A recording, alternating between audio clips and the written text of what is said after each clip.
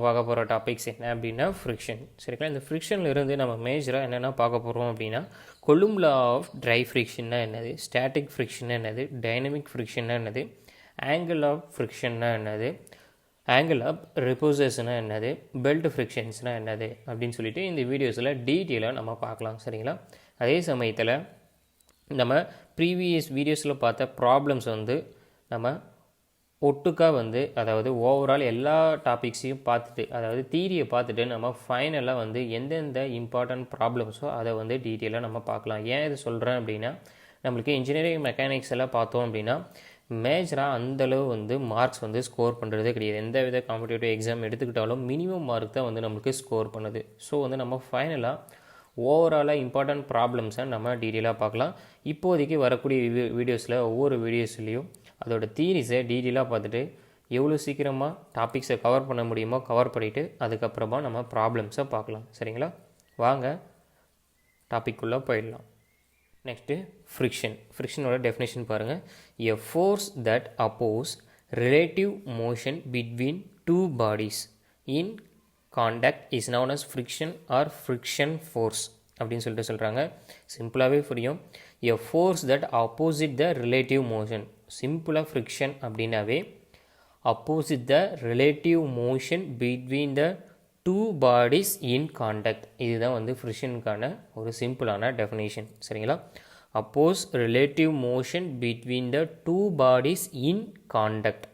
ஓகேங்களா, அடுத்தது ஃப்ரிக்ஷனை நம்ம ரெண்டு விதமான ஃப்ரிக்ஷன்ஸாக நம்ம பிரிக்கலாம். என்ன ஃப்ரிக்ஷன் அப்படின்னா, try friction and wet friction. இதோட என்னென்னத்துக்கு அப்ளிகேஷன்ஸ்க்கு யூஸ் ஆகுது அப்படின்ற டீட்டெயில்ஸ் எல்லாம் வந்து நம்ம மெஷின் டிசைன்ஸ் சாப்டரில், அதாவது மெஷின் டிசைன் சப்ஜெக்டில் நம்ம டீட்டெயிலாக பார்ப்போம்.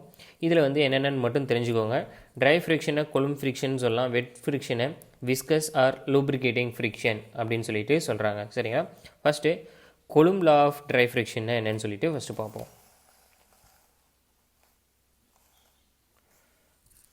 ஃபஸ்ட்டு டெஃபினிஷன் பாருங்கள்.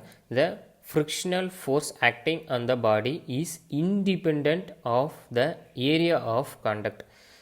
சரிங்களா, ஃபஸ்ட்டு என்ன சொல்கிறாங்க அப்படின்னா, ஃபஸ்ட்டு பாயிண்ட் வந்து ஃப்ரிக்ஷன் ஃபோர்ஸ் ஆக்டிங் வந்து independent of area of contact. இது ரொம்ப ரொம்ப முக்கியமான பாயிண்ட். சரிங்களா, நிறைய பேர் வந்து ஃப்ரிக்ஷன் வந்து எதை டிபெண்ட் பண்ணி இருக்கும் அப்படின்னு சொல்லுவாங்கன்னா ஏரியாவை டிபெண்ட் பண்ணி இருக்கும் அப்படின்ற மாதிரி சொல்லுவாங்க. அது முழுக்க வந்து தப்பான ஒரு point. Independent of the area of contact. ஏரியாவை டிபெண்ட் பண்ணி இருக்காது. ஃப்ரிக்ஷனை பொறுத்த வரைக்கும் ஏரியாவை டிபெண்ட் பண்ணி இருக்காது. சரிங்களா, அடுத்த பாயிண்ட் பாருங்கள். The frictional force acting between the two bodies is the function of the normal force between them. Friction வந்து டைரக்ட்லி ப்ரொபோஷனல் டு த அதோட நார்மலுக்கு டைரக்ட்லி ப்ரொபோஷனலாக இருக்கும். சரிங்களா, மறந்துடாதீங்க. அதோட நார்மல் ஃபோர்ஸஸுக்கு அந்த ஃப்ரிக்ஷன் ஃபோர்ஸ், அதாவது ரெண்டு பாடிக்கு இன்பிட்வீனில் ஆக்ட் ஆகக்கூடிய அந்த ஃப்ரிக்ஷன் ஃபோர்ஸஸுக்கு ப்ரொபோஷ்னலாக இருக்கும். அதாவது friction force proportional to the normal. இந்த ப்ரொபோஷ்னலை எடுக்கணும் அப்படின்னா நம்ம ஒரு கான்ஸ்டன்ட் ஆட் பண்ண போகிறோம். அதுதான் வந்து இந்த இடத்துல மியூ. இந்த மியூவை தான் என்னென்னு சொல்கிறாங்க அப்படின்னா கோஃபிஷியன்ட் ஆஃப் ஃப்ரிக்ஷன். சரிங்களா, கோஃபிஷியன்ட் ஆஃப் ஃப்ரிக்ஷன். அப்போ மறந்துடாதீங்க, friction force equal to coefficient of friction into normal force. இதுதான் வந்து ஃப்ரிக்ஷன் ஃபோர்ஸை ஃபைண்ட் அவுட் பண்ணுறதுக்கான ஃபார்முலாஸ். இப்போ நம்ம கொஷினில் ஃப்ரிக்ஷன் ஃபோர்ஸ் கேட்குறாங்க அப்படின்னா நார்மல் ஃபோர்ஸஸை ஃபைண்ட் அவுட் பண்ணிவிட்டு இந்த கோஃபிஷியன்ட் ஆஃப் ஃப்ரிக்ஷன்றது கொஷினில் கொடுத்துருவாங்க. டேரெக்டாக நம்ம போட்டோம் அப்படின்னா சப்ஸ்டிட் பண்ணோம் அப்படின்னா ஃப்ரிக்ஷன் ஃபோர்ஸை நம்மளோட ஃபைண்ட் அவுட் பண்ண முடியும். சரிங்களா, அடுத்தது third point. Coefficient of friction is a binary property. It is define as pair of body in contact. அதாவது மூணாவது பாயிண்ட் என்ன அப்படின்னா, coefficient of friction is the binary property. It is define as a pair of body in contact. சரிங்களா, இது மெயினாக என்ன சொல்கிறாங்க அப்படின்னா, இந்த கோஃபிஷியன்ட் ஆஃப் ஃப்ரிக்ஷன் வந்து பைனரி ப்ராப்பர்ட்டி. அதாவது நமக்கு ஆக்ட் ஆக, அதாவது ரெண்டு பாடிக்கு இன் பிட்வீன் தானே ஃப்ரிக்ஷன் ஃபோர்ஸ் ஆக்ட் ஆகுது. அந்த ரெண்டு பாடியும் டிபெண்ட் பண்ணி தான் வந்து இந்த கோஃபிஷியன்ட் ஆஃப் ஃப்ரிக்ஷன் வந்து ஆக்ட் ஆகும். இப்போ நம்ம சர்ஃபேஸ் டென்ஷன் எடுத்துக்கிட்டாலும் அது வந்து பைனரி ப்ராப்பர்ட்டி தான். அது எப்படின்னு எடுத்துக்கிறோம் அப்படின்னா, வாட்டருக்கும் ஏருக்கும் இன்பிட்வீனில் இருக்கக்கூடிய அந்த பைனரி ப்ராப்பர்ட்டி, அதே சேம் டைப் தான் கோஃபிஷியன்ட் ஆஃப் ஃப்ரிக்ஷனும். அடுத்தது fourth point. Next fourth point. when a force applied on a body and the body remains at rest, then the frictional forces is known as static friction act on the body. சரிங்களா, இதில் என்ன சொல்கிறாங்க அப்படின்னா, ஒரு பாடி இருக்குது, நம்ம forces கொடுக்கும் போது அந்த ஃபோர்ஸஸ்னால அந்த பாடி வந்து ரிமைனிங் ரெஸ்ட் கண்டிஷன்லேயே இருக்குது, எந்த வித டிஸ்பிளேஸ்மெண்ட், அதாவது எந்த வித இனிஷியல் இருந்து எந்த வித டிஸ்பிளேஸ்மெண்ட்டாக ஆகலை. ஸோ அந்த ஃப்ரிக்ஷனை என்னென்னு சொல்கிறாங்க அப்படின்னா ஸ்டாட்டிக் ஃப்ரிக்ஷன் அந்த பாடியில் ஆக்ட் ஆகிட்டு இருக்கு அப்படின்னு சொல்லிட்டு நம்ம சொல்லலாம். சரிங்களா? அடுத்தது fifth point. It is a self adjusting varying force takes a value such that body remains in static equilibrium.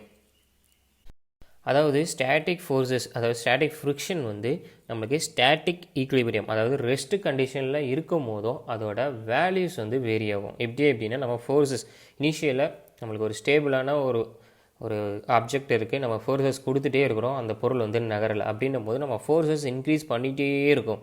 சரிங்களா?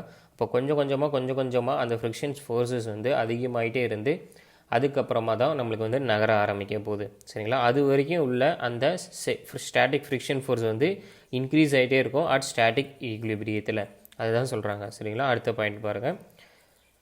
when the body impends to move the static friction, assume its maximum value which is known as limiting static friction. அதாவது இப்போ முன்ன சொன்னது தான், அதாவது நம்ம ஃபோர்ஸஸை கொடுத்துட்டே இருப்போம். சரிங்களா? ஒரு சம் ஃபோர்ஸஸ்னால தான் வந்து அந்த ஆப்ஜெக்ட் வந்து நகர ஆரம்பிக்கும். கரெக்டுங்களா? நம்ம இனிஷியலாக ஒரு கம்மியாக கொடுக்க போகிறோம், ஒரு 10 நியூட்டன், 20 நியூட்டன், 30 நியூட்டன், 40 நியூட்டன் அந்த மாதிரி. சரிங்களா? ஒரு பர்டிகுலர் நியூட்டன்னால தான் வந்து அது நகர ஆரம்பிக்கும். அது வரைக்கும் ஸ்டேபிளான ஈக்லிபிரியத்தில் தான் இருக்க போகுது. கரெக்டுங்களா? அப்படி நகரக்கூடிய அந்த பாயிண்ட்டை தான் என்னென்னு சொல்கிறாங்க அப்படின்னா லிமிட்டிங் ஸ்டாட்டிக் ஃப்ரிக்ஷன் அப்படின்னு சொல்லிட்டு சொல்கிறாங்க. அடுத்த பாயிண்ட் பாருங்கள். This is the last point of static equilibrium of the body. இதுக்கு முன்னாடியே நம்ம தெரிஞ்சது தான், அதாவது last point of the static equilibrium பாடியை தான் வந்து நம்ம லிமிட்டிங் ஸ்டாட்டிக் ஃப்ரிக்ஷன் அப்படின்னு சொல்லிட்டு சொல்கிறோம், மறந்துடாதீங்க. சரிங்களா? இப்போ எஃப்எஸ் ஸ்டாட்டிக் ஃப்ரிக்ஷன் ஃபோர்ஸஸ். சரிங்களா? அப்போது coefficient of static friction mu and normal forces N. நம்ம இதை ஃபைண்ட் அவுட் பண்ணுறதுக்கு coefficient of limiting static friction அதை தான் மியூ எஸ் அப்படின்னு சொல்லிட்டு சொல்கிறோம். என்னன்றது நம்மளுக்கு நார்மல் ஃபோர்ஸஸ் ஆல்ரெடி தெரிஞ்ச விஷயந்தான். சரிங்களா? அடுத்த பாயிண்ட் பாருங்கள். When a body is dynamic state. சரிங்களா? When body in dynamic state the friction forces reduces from its limiting value attain a constant which is known as dynamic friction அப்படின்னு சொல்லிட்டு சொல்கிறாங்க. Dynamic friction வந்து FD dynamic friction force, மியூடின்றது என்னென்னா coefficient of dynamic friction, என்னன்றது normal forces. இதிலிருந்து அவங்க என்ன சொல்கிறாங்க அப்படின்னா நம்ம ஃபோர்ஸஸ் கொடுத்துட்டே இருக்கோம், பர்டிகுலர் டயத்தில் அந்த ஆப்ஜெக்ட் வந்து நகர ஆரம்பிக்குது, அது வரைக்கும் இருக்கக்கூடிய அந்த பாயிண்ட்டை தான் வந்து லிமிட்டிங் ஸ்டாட்டிக் ஃப்ரிக்ஷன். அப்போ நகர ஆரம்பிச்சிருச்சு. நகர ஆரம்பிக்கும் போது நம்மளுக்கு அதோட ஸ்டாட்டிக் ஃப்ரிக்ஷன்ஸ் வேல்யூஸ் வந்து நம்மளுக்கு ரெடியூஸ் ஆகும், அதாவது reduce from the limiting values. இப்படி ஃபைனலாக அந்த நகரம் மோது எவ்வளோ இருந்ததோ அந்த ஃபோர்ஸஸ் வந்து கொஞ்சம் கொஞ்சமாக ரெடியூஸ் ஆகும். ரெடியூஸ் ஆகிட்டு பர்டிகுலர் டயத்தில் கான்ஸ்டண்ட்டாக அந்த ஃபோர்ஸஸ் வந்து மெயின்டைன் ஆகும். அப்படி கான்ஸ்டண்ட்டாக அந்த ஃபோர்ஸஸ் மெயின்டைன் ஆகும்போது அந்த ரெண்டு ஆப்ஜெக்ட் இடைப்பட்ட கேப்பில் க்ரியேட் ஆகக்கூடிய அந்த ஃப்ரிக்ஷன் தான் வந்து என்ன ஃப்ரிக்ஷன் அப்படின்னா டைனமிக் ஃப்ரிக்ஷன். சிம்பிளாக இந்த ஆப்ஜெக்டை பாருங்கள், இன்னும் உங்களுக்கு டீட்டெயிலாக புரியும். ஃபஸ்ட்டு வந்து நம்ம 1 நியூட்டன் கொடுக்குறோம், அந்த பொருள் வந்து நகரவே இல்லை, அதே கண்டிஷனில் தான் இருக்குது. அடுத்தது 20 நியூட்டன், 30 நியூட்டன், 80 நியூட்டன், 100 நியூட்டன் கொடுக்குறோம். 100 நியூட்டன் கொடுக்கும்போது இந்த பொருள் வந்து நகர ஆரம்பிக்குது, இந்த ஆப்ஜெக்ட் வந்து நகர ஆரம்பிக்குது. அப்போது இந்த பாயிண்ட் தான் வந்து நம்மளுக்கு லிமிட்டிங் ஸ்டாட்டிக் ஃப்ரிக்ஷன் அந்த பாயிண்ட் கிடைக்க போகுது. ஓகேங்களா? இப்போ வந்து பொருள் வந்து நகர ஆரம்பிச்சிருச்சு. நகர ஆரம்பிச்சும் போது இந்த ஃபோர்ஸஸ்லேருந்து நம்மளுக்கு ரெடியூஸ் ஆகும். ரெடியூஸ் ஆகிட்டு சம் கான்ஸ்டன்ட் ஃபோர்ஸஸ், அதாவது இது நகரத்துக்கு வந்து 75 நியூட்டன் 75 நியூட்டன் இந்த மாதிரி கான்ஸ்டன்ட் ஃபோர்ஸஸாக இருக்க போகுது. அப்படி கான்ஸ்டண்ட்டாக ஃபோர்ஸஸாக இருக்கும் போது இந்த ரெண்டு ஆப்ஜெக்ட்டுக்கும் இடைப்பட்ட அந்த கேப்பில் கிரியேட் ஆகக்கூடிய அந்த ஃப்ரிக்ஷன் தான் வந்து டைனமிக் ஃப்ரிக்ஷன். ஓகேங்களா? இப்போ இன்னும் உங்களுக்கு டீட்டெயிலாக புரிஞ்சிருக்குன்னு நினைக்கிறேன். நெக்ஸ்ட் இந்த ஸ்மால் கிராஃப் பாருங்கள், ஃப்ரிக்ஷன் ஃபோர்ஸஸுக்கும் லோடுக்கும் இன் பிட்வீனில் இந்த கிராஃப் வந்து உங்களுக்கு இன்னும் டீட்டெயிலாக புரியும். அதாவது ஸ்டாட்டிக் ஃப்ரிக்ஷன் ஃபோர்ஸஸ் வந்து இந்த 0 பாயிண்ட்லேருந்து இது வரைக்கும் அண்ட் 45 டிகிரி ஆங்கிளில் நம்மளுக்கு லீனியராக போயிட்டுருக்கு. சரிங்களா? அதே மாதிரி டைனமிக் ஃபோர்ஸஸ் அந்த பர்டிகுலர் லிமிட்டிங் ஸ்டாட்டிக் ஃப்ரிக்ஷன் வந்ததுக்கப்புறமா அதோட கான்ஸ்டன்ட் ஃபோர்ஸஸை மெயின்டைன் ஆயிடுச்சுன்னு சொல்லியிருப்போம். கரெக்டுங்களா? அங்கே கான்ஸ்டண்ட்டாக மெயின்டைன் ஆகிறதுக்காக இந்த இடத்துல ஸ்லோப் டவுன் ஆகுது. இந்த ஸ்லோப் டவுன் தான் வந்து நம்மளுக்கு ஃபஸ்ட்டு வந்து இந்த இடத்துல 100 நியூட்டன் சொல்லியிருப்போம். 100 நியூட்டன்லேருந்து 75 நியூட்டனாக நம்மளுக்கு டிகிரிஸ் ஆகிருக்கும். கரெக்டுங்களா? அப்படி டிகிரிஸ் ஆகிட்டு பின்னாடி அந்த ஃப்ரிக்ஷன் ஃபோர்ஸஸ் மறுபடியும் வந்து நம்மளுக்கு கான்ஸ்டண்ட்டாக மெயின்டைன் ஆகுது. இந்த கான்ஸ்டண்ட்டாக மெயின்டைன் ஆகக்கூடிய அந்த கிராஃப் தான் வந்து டைனமிக் ஃப்ரிக்ஷன் அப்படின்னு சொல்லிட்டு சொல்லியிருப்போம். கரெக்டுங்களா? அப்படி இந்த கான்ஸ்டண்ட்டாக மெயின்டைன் ஆகக்கூடிய இந்த ஃபோர்ஸஸ் தான் வந்து dynamic forces. At and limiting பாயிண்டில் ஆக்ட் ஆகக்கூடிய அந்த ஃப்ரிக்ஷன் ஃபோர்ஸ் தான் வந்து ஸ்டாட்டிக் ஃப்ரிக்ஷன் ஃபோர்ஸஸ். இதுதான் வந்து 2 இடத்துல மென்ஷன் பண்ணிடுவோம். இது ரெண்டுமே வந்து இருக்கிறதுலே வந்து ஸ்டாட்டிக் ஃப்ரிக்ஷன் தான் வந்து அதிகமாக இருக்குது. சரிங்களா? அப்படி ஸ்டாட்டிக் ஃப்ரிக்ஷன்ஸ் தான் ஃபோர்ஸஸ் அதிகமாக இருக்குது. அப்படி கம்பேர் பண்ணும் போது static coefficient of friction forces தான் வந்து அதிகமாக இருக்குது கம்பேரிட்டிவ் டைனமிக் கோஃபிஷியன்ட்டை கம்பேர் பண்ணும் போது. ஓகேங்களா? ரொம்ப முக்கியமானது, கரெக்டாக நோட் பண்ணி வச்சுக்கோங்க. நெக்ஸ்ட்டு ஸ்மால் நோட் இருக்குது. The dynamic friction ideally remains constant but reality tends to decrease at very high velocity. அதாவது இங்கே நம்ம பார்த்துருப்போம் கரெக்டுங்களா? ஃப்ரிக்ஷனுக்கும் லோடுக்கும் இன் பிட்வீன் கேப்ஸில் நம்ம போன உடனே கான்ஸ்டண்ட்டாக இது மெயின்டைன் ஆகிட்டு இருக்கும் டைனமிக் ஃபோர்ஸஸுக்கு. கரெக்டுங்களா? ஆனால் வந்து அட் வெரி ஹை வெலாசிட்டி பாயிண்டில் இது டிகிரீஸ் ஆகுது அப்படின்னு சொல்லிட்டு சொல்கிறாங்க. சரிங்களா? நம்மளுக்கு வந்து ப்ராக்டிக்கல் கேசஸில் வெரி ஹை வெலாசிட்டியில் இருக்கும் போது இது கான்ஸ்டண்ட்டாக மெயின்டைன் ஆகிறது கிடையாது. நம்மளுக்கு இந்த டைனமிக் ஃப்ரிக்ஷன் ஃபோர்ஸஸ் வந்து டிகிரீஸ் ஆகுது. இது ரொம்ப முக்கியமான பாயிண்ட், கரெக்டாக நோட் பண்ணி வச்சுக்கோங்க. சரிங்களா? அடுத்தது angle of friction. Angle of friction first definition பாருங்கள். ஆங்கிள் ஆஃப் ஃப்ரிக்ஷன் அப்படின்னா என்ன டெஃபினேஷன் பாருங்கள். The angle between the normal forces and resultant of normal forces and resultant of normal and the friction is known as angle of friction அப்படின்னு சொல்லிட்டு சொல்கிறாங்க. அதாவது friction ஃபோர்ஸஸ்க்கும் நார்மலுக்கும் இடைப்பட்ட அந்த கேப்பை நார்மல் ஃபோர்ஸஸுக்கும் ரிசல்டண்ட்டுக்கும் இடைப்பட்ட அந்த ஃபோர்ஸஸ் தான் வந்து ஆங்கிள் ஆஃப் ஃப்ரிக்ஷன் அப்படின்னு சொல்லிட்டு சொல்கிறாங்க. ஓகேங்களா? அதாவது நார்மல் ஃபோர்ஸஸுக்கும் ரிசல்டண்ட்டுக்கும் இடைப்பட்ட அந்த கேப் தான் நம்மளுக்கு ஆங்கிள் ஆஃப் ஃப்ரிக்ஷன். சரிங்களா? இந்த நார்மல் ஃபோர்ஸஸ் அதே மாதிரி இந்த ரிசல்டண்ட் வந்து ஸ்டாட்டிக்காக இருந்தது அப்படின்னா இங்கே கிரியேட் ஆகக்கூடிய ஆங்கிள் வந்து angle of static friction. Next இந்த கிராஃப் பாருங்கள். டைனமிக் ஃப்ரிக்ஷன் ஃபோர்ஸஸ் இருக்குது. சரிங்களா? டைனமிக் ஃப்ரிக்ஷன் ஃபோர்ஸஸ் ஆக்ட் ஆகும் போது நார்மல் ஃபோர்ஸஸுக்கும் டைனமிக் ரிசல்டன்ட் ஃபோர்ஸஸுக்கும் கேப்பில் க்ரியேட் ஆகக்கூடிய அந்த ஆங்கிள் தான் வந்து ஆங்கிள் ஆஃப் டைனமிக் ஃப்ரிக்ஷன். சரிங்களா? அதே சேம் தான் ஸ்டாட்டிக் ஃப்ரிக்ஷன் ஆக்ட் ஆகிட்டு இருக்கும்போது நார்மல் ஃபோர்ஸஸுக்கும் ஸ்டாட்டிக் ரிசல்டண்ட்டுக்கும் நடுவில் கிரியேட் ஆகக்கூடிய இந்த ஆங்கிள் தான் வந்து ஆங்கிள் ஆஃப் ஸ்டாட்டிக் ஃப்ரிக்ஷன். சரிங்களா? மறந்துடாதீங்க, இதோட ஆங்கிள் வந்து tan pi s fs opposite angle divided by அடிப்பக்கம் அப்படின்னும் போது fs டிவைடட் பை n. கரெக்டுங்களா? சேம் fs நம்மளுக்கு தெரியும் μs divided by n cancel ஆகிடும். அப்போது ஃபைனலாக வந்து μs மட்டும் கிடைக்கிது. இந்த tan இந்த பக்கம் எடுத்துகிட்டு போகும்போது pi s equal to tan inverse of μs. Same type தான் இதுவும் கிடைக்க போகுது. So pi d equal to tan inverse of μd. μdக்கும் μsக்கும் உள்ள ரிலேஷன்ஷிப் தெரியும். நம்மளுக்கு μs தான் வந்து அதிகம்னு சொல்லிட்டு நம்மளுக்கு தெரியும். அப்போது tan μs தான் வந்து கம்பேரிட்டிவ்லி அதிகமான ஆங்கிள் வரப்போகுது. அப்போது ஆங்கிள் ஆஃப் ஸ்டாட்டிக் ஃப்ரிக்ஷனோட ஆங்கிள் தான் அதிகம் comparative angle of dynamic friction ஆங்கிளை விட. சரிங்களா? இதுவும் ரொம்ப முக்கியமான பாயிண்ட்ஸ், கரெக்டாக நோட் பண்ணி வச்சுக்கோங்க. அடுத்தது angle of repose. Angle of ரிப்போஸ்னால் ஃபஸ்ட்டு டெஃபினேஷன் பாருங்கள். The angle of the inclination at which the body impends to slide down and inclined is known as angle of repose.